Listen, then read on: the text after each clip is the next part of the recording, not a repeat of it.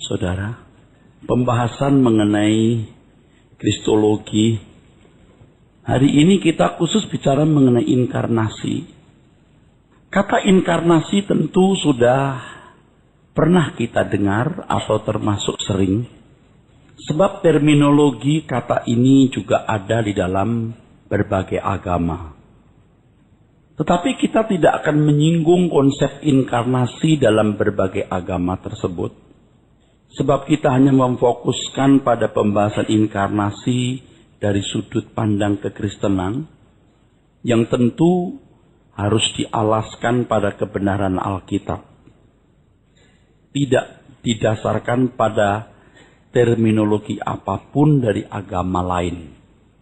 Ternyata kata inkarnasi itu, saudaraku, secara etimologis, secara asal-usul kata, berasal dari bahasa Latin, incarne. Saya sudah memeriksa sendiri kata ini dari kamus bahasa Latin.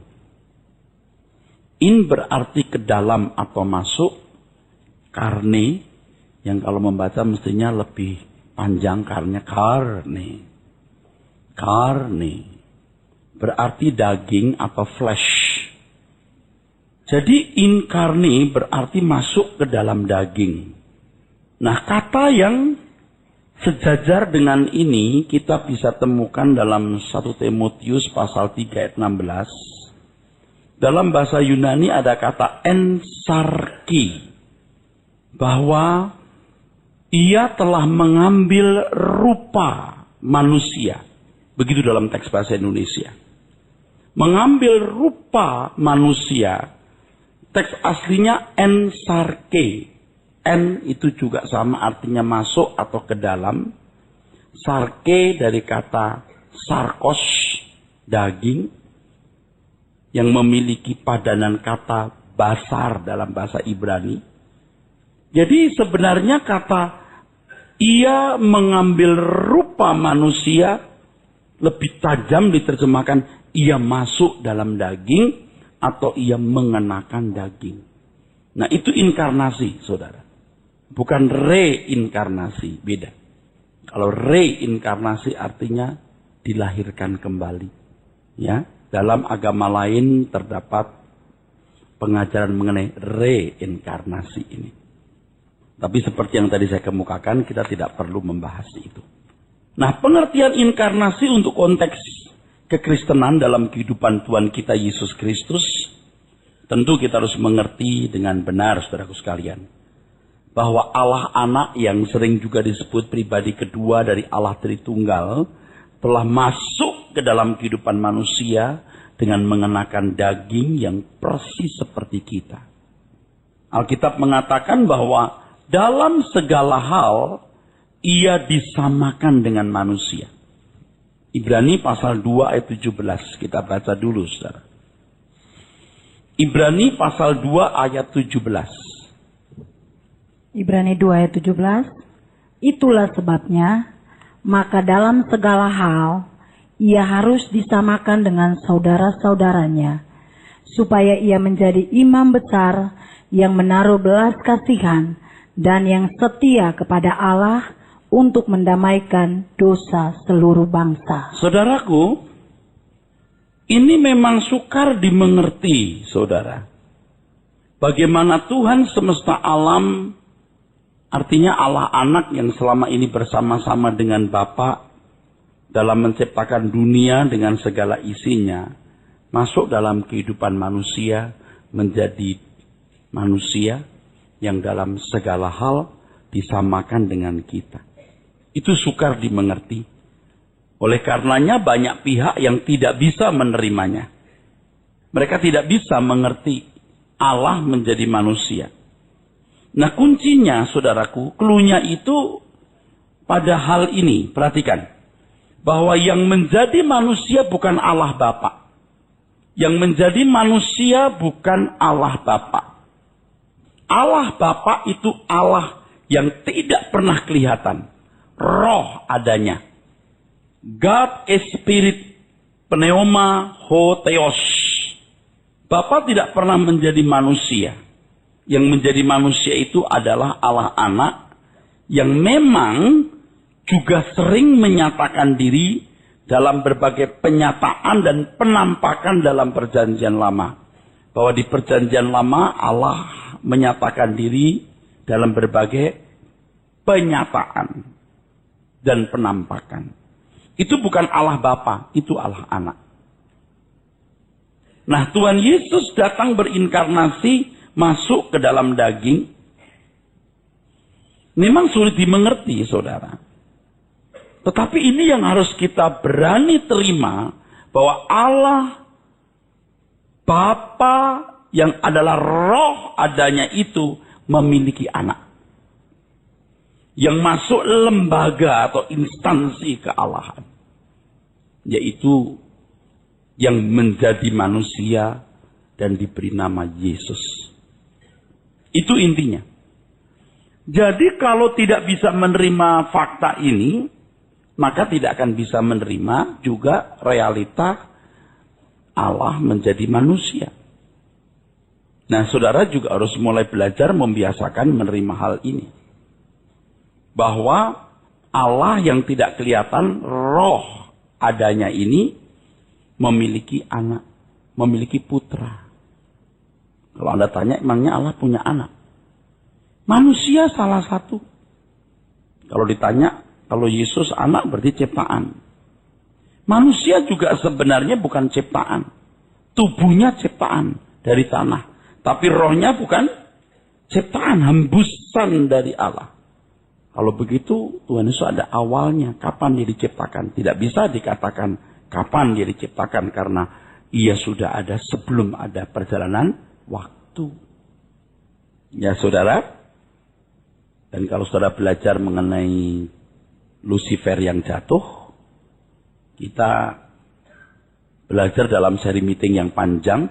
Salah satu pembahasannya bahwa Lucifer itu sebenarnya putra atau pangeran surga. Rohnya pun juga dari Allah, maka Allah disebut Bapa segala roh. Kalau roh berasal dari sumber lain, ada sumber lain bisa mengeluarkan roh, tidak mungkin ada Allah yang esa. Dia Bapa segala roh, artinya bahwa segala roh, segala kenyataan adanya roh berasal dari Allah Bapa. Jadi yang menjadi manusia itu Allah anak yang selalu bersama-sama dengan Bapa, yang menciptakan langit bumi dan isinya. Ya, pada mulanya adalah firman. Firman bersama-sama dengan Allah, dan firman itu adalah Allah. Kalau kemudian hari ada orang yang ngotot Allah itu esa dan menolak Tuhan Yesus, mestinya harus fair.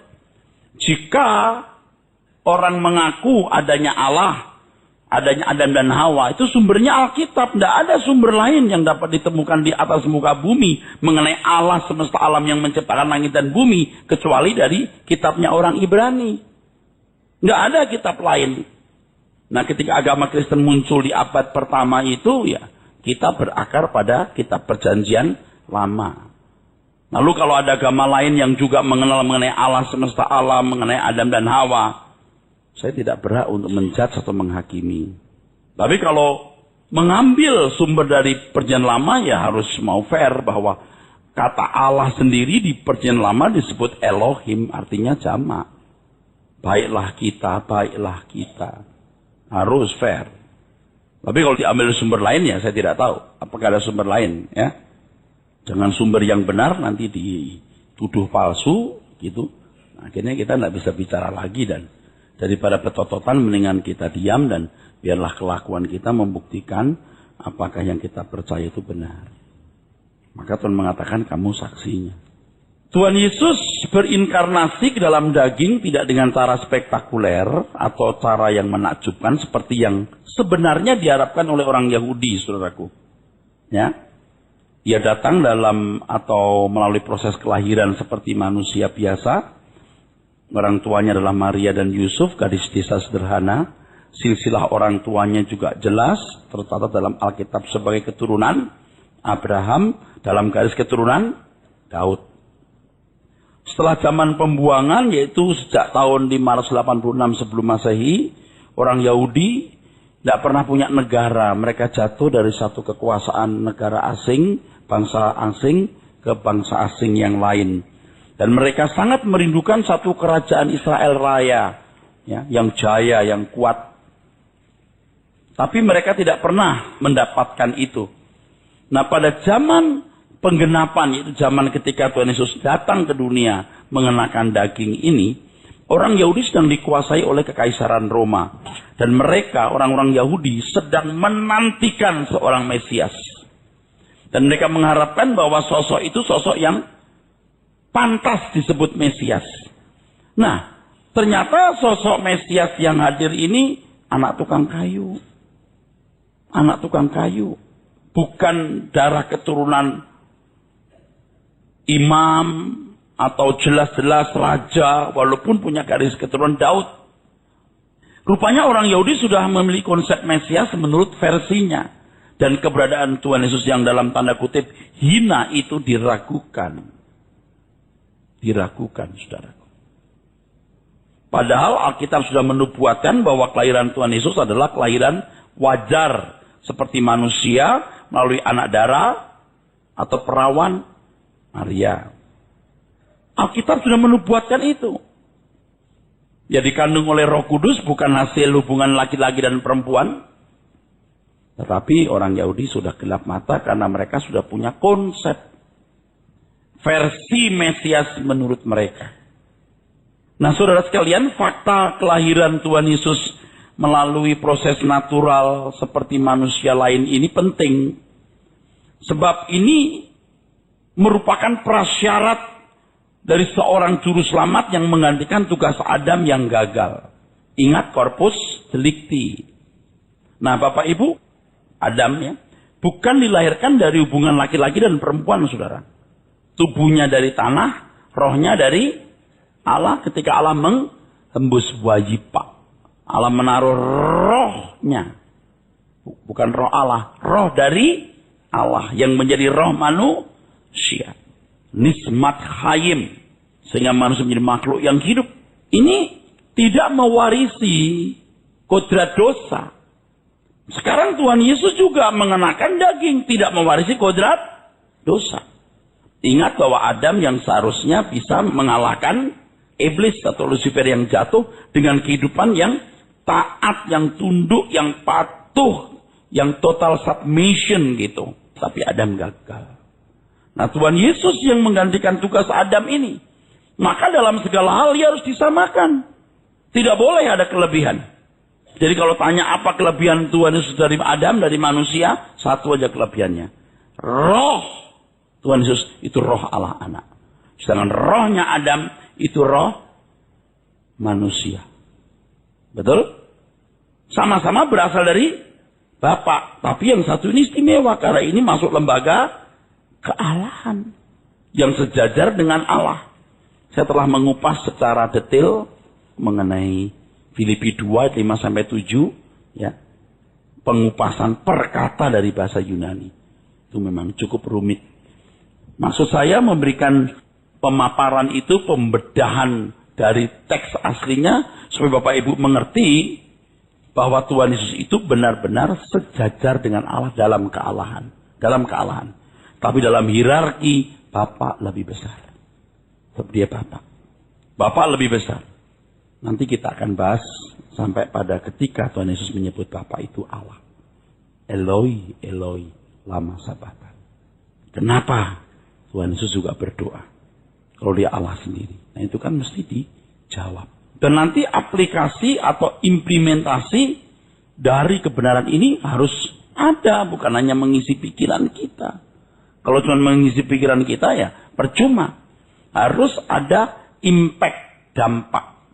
Yang membuat kita menempatkan diri secara benar di hadapan Tuhan. Landasannya ini. Harus lengkap landasannya. Seperti kalau sekarang kita lihat orang buat ceramah, seminar bagaimana rumah tangga yang bahagia, bagaimana jadi pria yang baik atau wanita yang baik gitu. Nggak salah, bagus.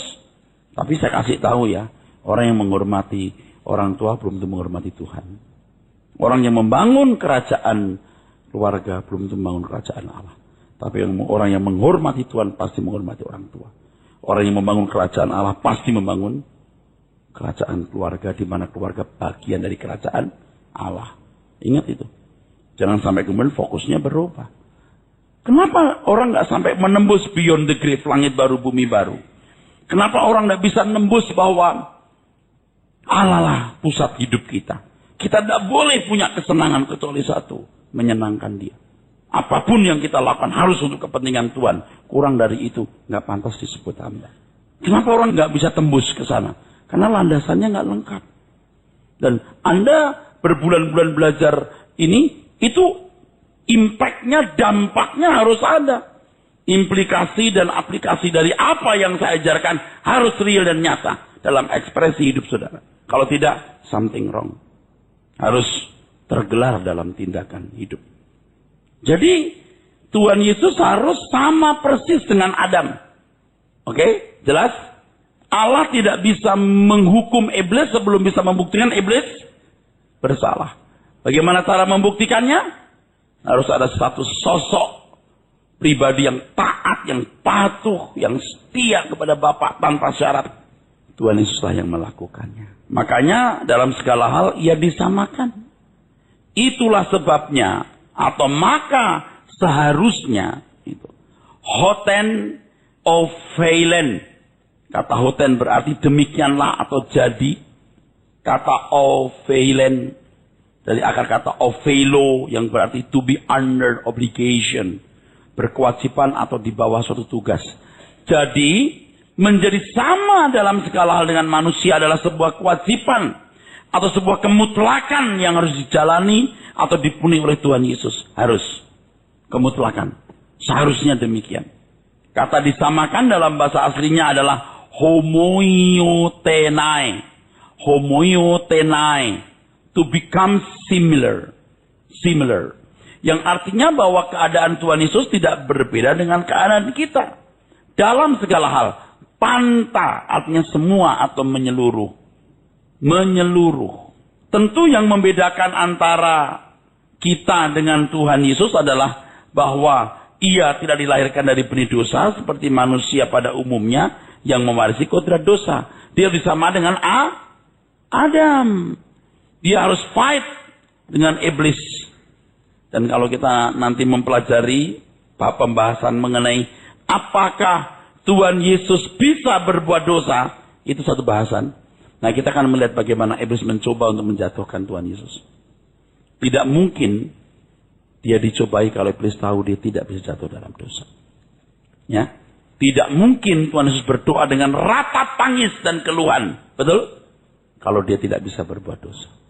Tapi di sini yang penting adalah bahwa dalam segala hal ia disamakan, itu paling penting. Ya, jadi keadaannya seperti Adam.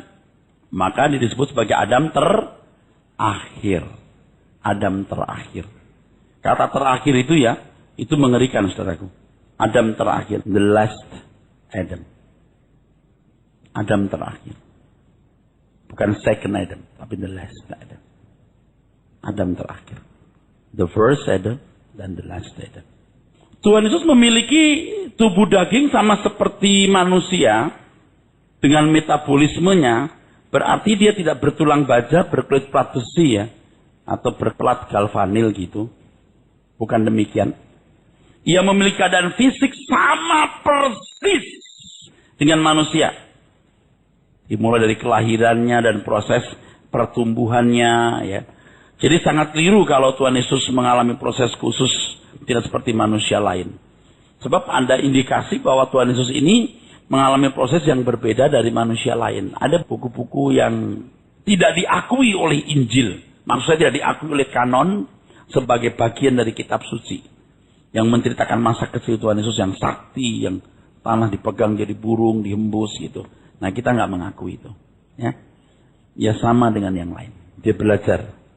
Nah, adapun kalau Tuhan Yesus memiliki kecerdasan bersoal jawab, itu karena natural, dia juga belajar. Dia juga belajar. Tidak mungkin Allah Bapa memuji Tuhan Yesus, ini anakku yang kasih kepadanya aku berkenan hanya karena Tuhan Yesus mau dibaptis. Betul, setuju? Tidak mungkin. Tidak sebodoh dan tidak sedangkal itu. Kita tidak tahu apa yang dilakukan dan terjadi dalam hidup Tuhan kita Yesus Kristus dari usia 0, 12 sampai 30 tahun. Kita tidak tahu. Tetapi Allah Bapa memberikan sertifikat dan pengakuan, ini anakku yang kukasihi, kepadanya aku berkenan. Pasti ia telah melewati perjalanan yang panjang, dan syukur di Lukas ditulis satu frasa begini. Kalimat ini, dia makin berkenan. Betul? Makin dikasih Allah dan manusia. Itu cukup. Ternyata proses itu terjadi seumur 12 tahun. Dan umur 30 tahun dari makin berkenan sampai berkenan. Lalu bisa menjadi jagoan. Ini, ayo lawan. Begitu dinyatakan, ini anakku yang kukasihi, kepadanya aku berkenan. Lalu iblis mulai mencobai. Ingat Ayub? Begitu Bapak berkata, kamu lihat hambaku Ayub? Bagus enggak? Bagus kan? Langsung Ayub masuk.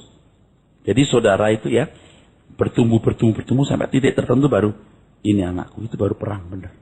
Kalau mau jadi corpus delicti atau seperti corpus delicti. Itu enggak semua orang ngalamin begitu. Tidak semua orang mengalami itu. Sehingga lahirlah orang-orang seperti corpus delicti atau sekelas corpus delicti. Makanya saudaraku sekalian, ya saya juga belum sempurna, tapi ini serius saudaraku. Satu prinsip yang kita mau belajar terus, seperti yang saya sering kemukakan.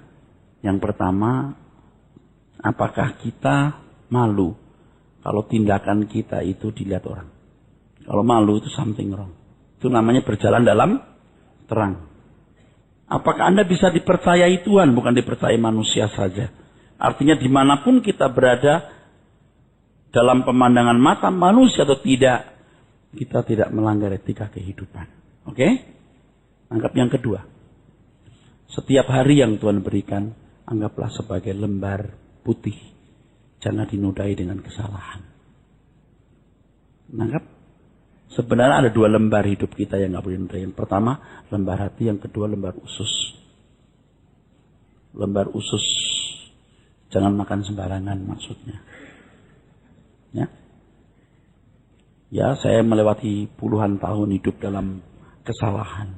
Sekarang kita harus bertobat, ya. Lembar usus kita juga harus bersih, ya. Lembar hati bersih, lembar usus juga harus bersih karena tubuh kita bait Roh Kudus, bait Allah. Coba kita belajar ya, begitu kita melek, buka mata, jangan kita mengotori hati dengan perkataan, dengan perbuatan, dengan ketidaktulusan, kepalsuan, apalagi dosa-dosa lainnya. Jangan dikotori. Coba mulai. Dan Tuhan Yesus itu belajar.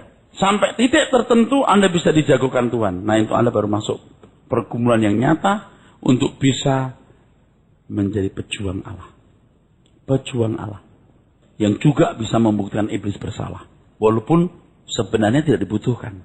Tuhan Yesus sudah membuktikan iblis bersalah. Anda tidak perlu. Tetapi kalau Anda bisa, Anda menjadi bagian dari jumlah orang-orang yang mempercepat kedatangan Tuhan. Betul? Kalau jumlah itu genap, baru Tuhan datang kembali. Wahyu 6:11 ya. Yang tidak menyayangkan nyawa. Orang yang kehilangan kesenangannya. Ini cuma 70 tahun, saudara. Ya. Allah menciptakan minuman yang enak, teh dan minuman yang lain yang sehat ya. Tidak mungkin nggak diminum lagi. Sebab anggur aja diminum. Halo? Tuhan menciptakan musik, seni dan lain sebagainya. Tidak mungkin itu dimusnahkan. Pasti akan dimunculkan suatu hari nanti. Tuhan ciptakan lidah untuk menikmati. Nggak mungkin nggak dipakai lagi. Semua akan dipulihkan. Lebih baik kita mendapatkan hidup yang akan datang daripada hidup kita hari ini. Dan itu real. Dan ini sering saya kemukakan. Sampai ini menjadi sesuatu yang melekat dalam diri saudara. Aku memilih dunia nanti, bukan dunia hari ini.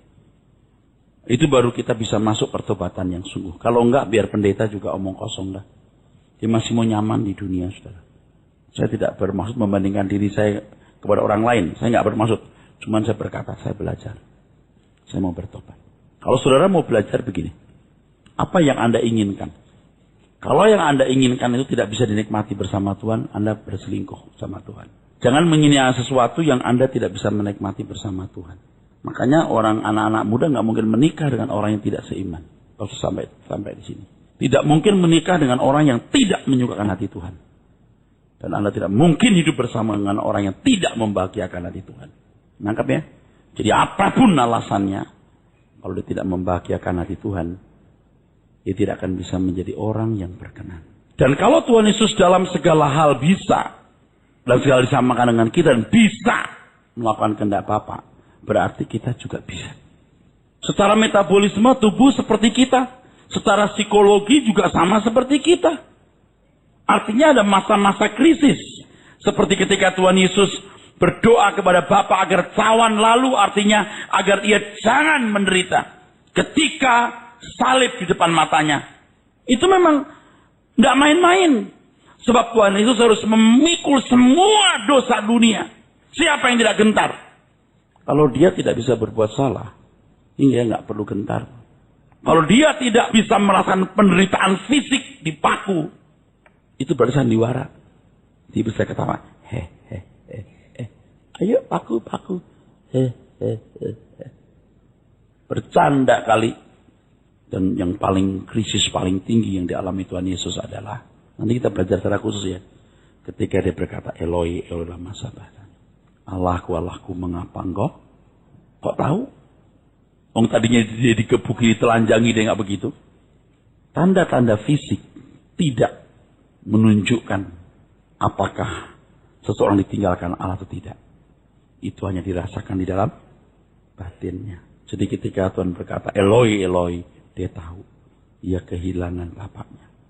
Wah saudara, ketika saya membaca Alkitab itu dan sampai di titik ini, air mata saya mengembang keluar. Bagaimana kita bisa melukai Tuhan Yesus yang mempertaruhkan segenap hidupnya untuk kita. Ia sama dengan kita. Ia tidak menggunakan kekuatan ekstra kecuali karunia-karunia roh yang memang disediakan itu. Karena orang suka berkata, Pak, kalau dia manusia biasa, dia tidak berjalan di atas air. Oh bisa. Kalau Tuhan mengendaki kita bisa. Cuman kita nggak bisa dipercayai untuk itu. Dia juga tahu, Pak, ya Nathanael, kamu di bawah pohon, kok tahu? Kita juga bisa, ada orang mau bunuh diri, kita tahu. Di ruangannya ada orang mau bunuh diri, tahu. Tapi nggak selalu begitu kan? Nah itu kita bedah ya, menarik saudara.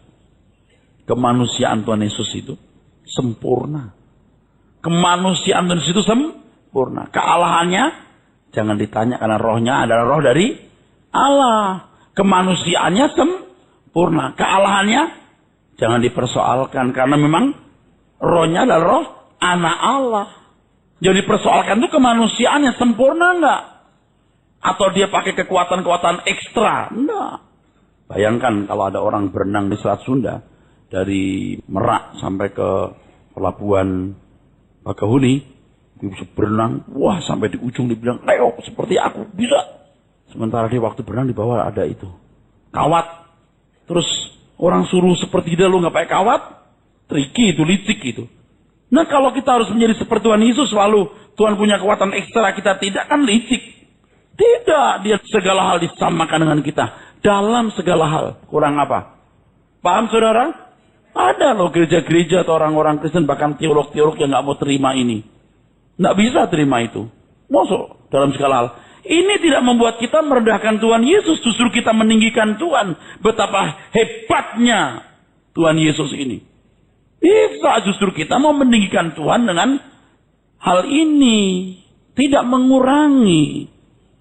Sama seperti dia datang sebagai bayi kecil tergolek lemah di palungan. Apa kita merendahkan Tuhan dengan mengekspos hal ini? Justru sebaliknya, bukan? Tuhan Yesus sempat dalam krisisnya berkata, Bapak kalau boleh cawan ini lalu. Dia sama seperti kita, ada kegentaran-kegentaran yang hebat. Tetapi Tuhan Yesus memilih. Bukan kehendakku, katanya. Tapi kehendakmu. Di krisis yang begitu hebat ketika Tuhan berkata, Eloi, Eloi lama sabachthani. Dia mengakhiri dengan pernyataan, ke dalam tanganmu kuserahkan nyawaku. Hebat. Dia tahu bapaknya masih mau menerima dirinya. Wah itu hebat saudara. Yang di situ paling hebat tuh. Nanti kita akan bahas mengenai apakah dia bisa berbuat dosa. Selama ini kan kita tidak tahu bahwa ada pelajaran-pelajaran yang begini. Oh ini bukan hanya mengisi pikiran atau konsumsi otak kita. Ini menjadi landasan filosofi hidup yang ada impact jelas. Ada dampaknya jelas.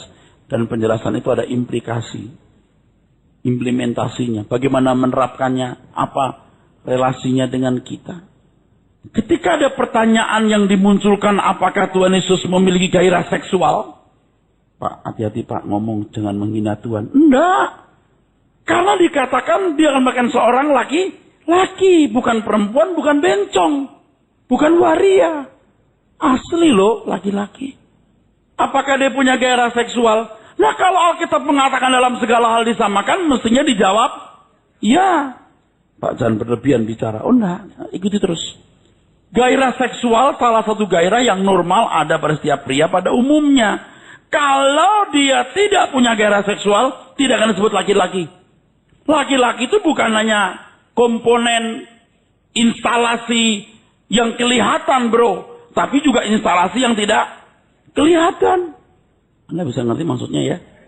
Kalau sekarang kan instalasinya yang kelihatan laki-laki padahal. Jadi hardware-nya itu laki-laki, software-nya perempuan. Nah ini kan yang begitu. Hardware-nya perempuan, software-nya laki-laki. Ada kan begitu. Tapi ini dunia kita seperti ini, dunia yang sudah luar biasa saudaraku sekalian. Dan saya sudah menemukan orang-orang seperti ini bukan 1-2 kali. Bukan 1-2 kali.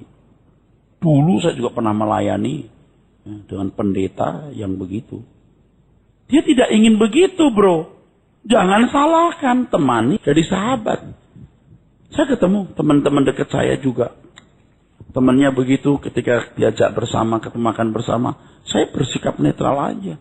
Bukan hal yang luar biasa. Biasa saja. Nah Tuhan Yesus ini asli laki-laki. Oke? Tadi saya menyinggung sedikit supaya Anda jangan menghakimi orang. Jangan menghakimi orang. Oke? Supaya semua orang juga bisa masuk kerajaan surga. Jangan moralis ya. Dan pakai bajumu ke badan orang, saudaraku. Bahkan Tuhan pertemukan dengan seorang perempuan panggilan. Kita tahu dia wanita panggilan. Kita nggak bersikap seolah kita tahu. Nggak perlu. Kita memperlakukan dia wajar seperti yang lain. Wah itu lebih membuat dia bertobat daripada kita menghina atau menghindarinya. Oke? Ingat itu saudaraku. Tuhan mau setiap orang selamat. Ya? Ada orang pernah jatuh dalam dosa atau apa. Terimalah. Seperti Tuhan menerima mereka. Dan kalau Anda membaca Alkitab, Tuhan Yesus bersama dengan pelacur pemungut cukai. Betul? Dan orang-orang berdosa. Gairah seksual itu gairah normal. Dalam kenyataan hidup gairah ini tidak mudah ditundukkan. Tetapi Tuhan Yesus bisa melewati semua pencobaan dan dapat tampil sebagai pemenang. Dan saya senang. Saya senang kalau Alkitab mengatakan dia laki-laki. Saya senang. Dia bisa membuktikan.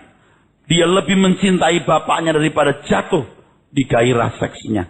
Dengan melewati pencobaan juga dalam konteks ini pasti. Kalau ditanya Tuhan Yesus mengalami percobaan ini pasti. Supaya ia bisa memahami dan mengerti bagaimana manusia mengalami pergumulan mengenai hal itu. Nanti dalam Ibrani dikatakan supaya ia bisa menolong orang yang dalam pencobaan itu. Bisa. Dia melihat, dia mengalami segala persoalan atau semua pencobaan. Tapi dia bisa melewatinya dan tampil sebagai pemenang. Tuhan Yesus tidak tunduk pada nafsu dagingnya. Nafsu daging yang bertentangan dengan kehendak Allah Bapa. Apakah salah kalau Tuhan Yesus menikah? Salah. Karena ia harus menjadi aitios, pokok keselamatan. Dia harus mengabaikan segala sesuatu demi tugas itu. Apakah nanti Tuhan Yesus akan menikah? Tidak akan pernah. Karena dia adalah Allah. Tapi kalau seandainya dia di dunia ini menikah, tidak ada Allah anak lagi. Wah itu tugas berat saudaraku. Tapi juga dalam kenyataan hidup ini ada orang-orang yang tidak menikah karena kerajaan surga. Betul? Ada. Itu orang-orang istimewa. Ya. Jadi kalau ada orang tidak menikah jangan kita anggap sebagai hal yang aib. Ya. Dia mencobai Tuhan Yesus untuk mengubah batu menjadi roti pada saat dimana ia sangat lapar. Kalau masalah keinginan daging yaitu makanan ia bisa mengatasinya. Maka tentu juga dalam godaan daging yang lain seperti hasrat seksual Tuhan Yesus bisa menguasai dan memenangkannya. Apa itu paralel Pak? Enggak. Saya juga jujur mengakui. Enggak. Artinya soal makan, soal seks itu beda. Soal seks Mungkin lebih berat. Bisa. Atau soal makan ada yang orang lebih berat. Soal seks dia bisa menguasai. Makan tidak bisa. Ada. Mau coba? Ada. Kenapa tidak? Ada. Ada orang yang soal makan dia bisa menguasai, soal seks dia nggak bisa. Tapi yang jelas kita tidak pernah menemukan Tuhan Yesus bisa dipersalahkan. Dan dalam agama lain, agama manapun, tidak pernah bisa menemukan kesalahan Tuhan Yesus. Karena memang dia tidak bersalah. Ia tidak bercela. Oleh karenanya tidak ada yang bisa menunjukkan kesalahannya. Sebab memang ia tidak bercacat dan tidak bercela. Kalau seorang pimpinan atau sosok tokoh yang semestinya menjadi panutan tidak bisa menguasai nafsunya, bagaimana ia mengajar pengikutnya untuk dapat menguasai nafsunya? Tidak bisa, bro. Misalnya Tuhan Yesus menikah, lalu alasannya ya supaya demi jangan banyak janda-janda. Misalnya gitu, supaya orang-orang ini apa? Bisa saja kalau kita dengan fanatiknya berkata, ya amin. Itu pembenaran. Sedangkan Alkitab mengatakan perkawinan yang benar itu monogami. Mono, bukan stereo, bro. Kalau musik stereo itu bagus. Kalau mono tidak bagus. Jadi kita melihat bahwa dia tidak bersalah. Saya pernah cerita begini, ada seorang berkata, saya akan pindah agama kalau ada tokoh yang bisa jadi hakim nanti. Yesuslah hakim. Agama lain juga mengakui dia hakim. Saya pindah agama kalau ada orang bisa menunjukkan kesalahan Tuhan Yesus. Agama lain juga mengakui dia tidak bercacat. Dia terbesar di surga dan di bumi. Saya akan pindah agama kalau ada sosok yang dilahirkan bukan dari hubungan laki-laki dan perempuan. Agama lain pun mengakui dia lahir dari roh Allah. Orang apa? Anda bersyukur punya Tuhan Yesus? Jadi panutan. Kan ada tokoh-tokoh Kristen yang bininya banyak. Itu tokoh-tokoh sesat ya. Itu bukan tokoh Kristen, tokoh ngaku Kristen bukan Kristen. Buat dikumpulin bini-bininya belasan itu. Ada kan? Anda ngerti maksud saya? Di Amerika itu yang akhirnya bunuh diri segala. Ada lagi kekristenan yang boleh hubungan tukar pasangan karena kasih. Children of God, karena kita anak-anak Allah, jadi ayo kita bercinta. Ini ngawur. Tapi mau dibenarkan dengan berbagai alasan. Bisa aja bro membenarkan dengan berbagai alasan. Tapi kalau orang punya nurani yang benar, otaknya sehat bukan otak binatang, dia bisa melihat Alkitab itu yang benar. Jadi bersyukur wanita-wanita Kristen. Ya. Karena Alkitab melarang Anda dimadu. Tapi Anda boleh minum madu. Pemahaman tentang kemanusiaan Tuhan Yesus yang benar ini akan dapat membuka mata rohani kita memahami mengapa Allah menjadi manusia, Kurdeus homo. Kemanusiaan Tuhan Yesus dinyatakan jelas sekali oleh Alkitab. Hal ini benar-benar membuktikan bahwa ia mengosongkan diri, betul-betul ia mengosongkan diri. Adalah sangat keliru kalau Tuhan Yesus dipandang menggunakan tubuh semu atau tubuh maya. Itu pandangan kelompok yang namanya docetisme. Yang mengatakan Tuhan Yesus menggunakan tubuh semu. Dan saya nggak mengerti dalam sejarah gereja. Orang-orang begini punya pengikut yang banyak. Saya nggak bisa ngerti itu. Apa nggak baca itu? Dalam segala hal ia disamakan. Saya nggak bisa ngerti. Dan banyak ajaran-ajaran yang betul-betul salah. Tapi pengikutnya begitu banyak dan terlanjur ajarannya mengakar. Ini yang membuat saya tidur kurang nyenyak. Atau kurang banyak. Saya harus bekerja keras, harus ketik. Kalau jadi berkat ini, untuk banyak orang saya harus segera selesaikan. Ya? Nggak bisa ngerti ke orang bodoh bener. Kesalahan dilakukan oleh daging ini. Amin. Kesalahan dilakukan oleh daging ini, betul? Kesalahan dilakukan oleh daging ini, betul? Maka dosa juga harus ditimpakan di daging ini. Adil. Mosok kesalahan di daging ditimpakan ke kambing. Jadi kalau ada darah domba yang disembelih, itu lambang dari Tuhan Yesus, anak domba Allah yang disembelih di kayu salib. Betul? Darah domba itu simbol. Darah yang benar yang menyucikan itu darah Tuhan Yesus, anak domba Allah. Bagaimana darah kambing bisa menyucikan? Puji Tuhan ya. Kalau imam besar dalam perjanjian lama mengorbankan domba sebagai alat penghapus, Tuhan Yesus mengorbankan dirinya sendiri. Kalau Tuhan Yesus tidak disamakan dalam segala hal dengan manusia, Ia tidak bisa menjadi imam besar. Ia tidak bisa merasakan yang dirasakan oleh manusia. Ia tidak bisa menolong orang dalam pencobaan. Ibrani 2, 17-18 dibaca ulang. Ibrani 2 ayat 17-18. Itulah sebabnya, maka dalam segala hal, ia harus disamakan dengan saudara-saudaranya. Ya. Supaya ia menjadi imam besar yang menaruh belas kasihan dan yang setia kepada Allah untuk mendamaikan dosa seluruh bangsa.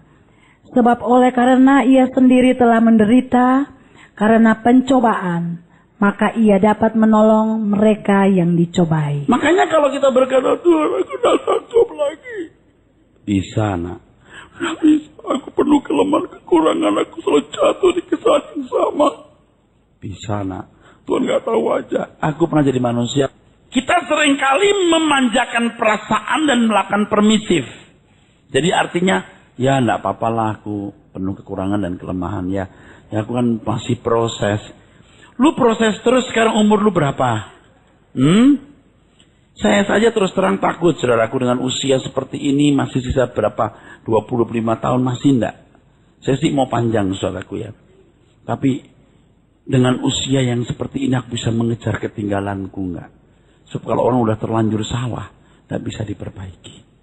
Udah biasa dengan irama yang salah. Nah Bapak Ibu yang masih berkesempatan untuk diperbaiki, ayo diperbaiki. Jangan anggap ringan hal ini. Yang muda-muda jangan berkata, saya sih mau setia sama Tuhan. Siapa sih yang mau mengkhianati Tuhan? Siapa sih yang mau ikuti iblis? Siapa sih yang mau masuk neraka? Memang you tidak bermaksud melawan Tuhan Yesus. Tidak bermaksud memang berkhianat. Tetapi kondisi hidupmu kondusif membawa engkau ke neraka. Karena pengaruh dunia jahat. Jangan memanjakan perasaan. Saya juga punya kelemahan bro. Jangan mengalah. Aku harus keluar dari kekurangan kelemahan ini. Kalau besok matahari terbit di ufuk timur. Tuhan memberikan aku kembali lembar baru. Lembar baru itu. Aku tidak akan menodai dengan kesalahan. Terus tiap hari. Dari perkataanku, sikapku. Tidak boleh kunodai dengan kesalahan. Itu mesti ada gagalnya dalam satu hari itu. Besok begitu lagi. Aku tidak boleh menodai. Wah lambat laun kita bisa bersih. Itu secepat-cepatnya lah kita keluar dari kesalahan. Saudara. Makanya orang harus berpikir bahwa waktunya nggak panjang. Walaupun mungkin panjang. Saya khawatir loh Bapak Ibu itu nggak serius gitu. Nggak serius untuk betul-betul teliti. Ada orang cari kutu. Cari kutu ini. Carilah kutumu. Jadi buka rambut. Wah kecil-kecil. Kutu. Dulu ada pembantu rumah tangga. Yang punya kutu. Anak gadis dari rumah itu masih kecil. Rambutnya panjang. Jadi kena kutu. Waduh orang tuh jadi capek dah. Caranya untuk membersihkan kutu itu bisa. Total. Botakin. Sehingga kutu tidak pernah bisa hidup di situ. Anda mau? Mau botakin? Loh ini serius nih. Jangan punya kesenangan. Jangan punya target. Kecuali menyenangkan Tuhan. Bapak kalau begitu gimana kita bisa hidup? Loh justru itulah hidup. Ya gimana kita cari nafkah? Anda kan jadi cerdas. Giat bekerja. Cari nafkah, maksimalkan potensi. Karena di kerajaan surga kita juga kerja lagi. Kembangkan semua potensi. Nah masalahnya kan orang pikirannya surga itu kan bangun, tidur, nyanyi, memuji Tuhan, tidur lagi. Makan lagi, bangun lagi, pesta lagi. Tuhan gak meng-create manusia begitu. Man is a walker by nature. Manusia itu pekerja pada dasarnya. Nah kalau kita bangun, nyanyi, tidur lagi, bangun, tidur. Gak usah 2 tahun. 2 bulan kita gila kali. Saya tuh sering ya tergoda untuk menjelaskan soal surga lagi loh. Karena banyak orang belum mendengar. Pikirannya pasti masih kebayang surga itu tempat orang nyanyi-nyanyi. Pakai di surga nanti pakai baju putih. Atas kepala bermahkota emas. Ini pakai mahkota pakai baju putih. Udah itu aja. Kalau cuman begitu mau jadi apa ya? Oke kembali ke pokok masalah. Jadi Tuhan Yesus bisa menolong kita. Katakan amin. Tuhan Yesus aku punya kelemahan aku tahu. Ayo kamu bisa. Aku telah memberi teladan kepadamu. Begitulah ucapan Tuhan kira-kira. Dan dia memberi teladan konkret etika kehidupan yang berstandar moral Allah. Dan manusia yang menjadi citra Allah itu bisa meneladaninya. Wahyu 3:21. Wah, ini ayat luar biasa saudara ya. Wahyu 3:21. Wahyu 3 ayat 21. Barang siapa menang, ia akan kududukan bersama-sama dengan aku di atas tahtaku, sebagaimana aku pun telah menang dan duduk bersama-sama dengan Bapakku di atas tahtanya. Coba perhatikan. Barang siapa? Barang siapa menang, ia akan kududukan bersama-sama dengan aku di atas tahtaku, Terus? sebagaimana aku pun telah menang dan duduk bersama-sama dengan Bapakku di atas tahtanya. Jadi Tuhan mau kita jadi anak-anak kesayangan Bapak. Duduk di tahta bersama Tuhan Yesus artinya kita akan memerintah. Luar biasa. Kita akan memerintah. Siapa yang diperintah? Mereka yang berkelakuan baik. Yang punya kasih dan tidak membahayakan sesama. Akan masuk dunia kan? Datang dari segala suku. Jadi tidak ada keselamatan di luar Kristus. Katakan amin. Tapi ada orang masuk dunia akan datang di luar Kristen. Nah, Ayub bukan orang Kristen. Imam Yitro bukan orang Kristen, bro. Dan banyak orang baik lain yang bukan orang Kristen. Yang dilihat perbuatannya dan boleh masuk dunia akan datang. Anda bukan hanya masuk dunia akan datang, tapi Anda memerintah bersama Tuhan Yesus. Bapak Ibu, ini hal yang luar biasa.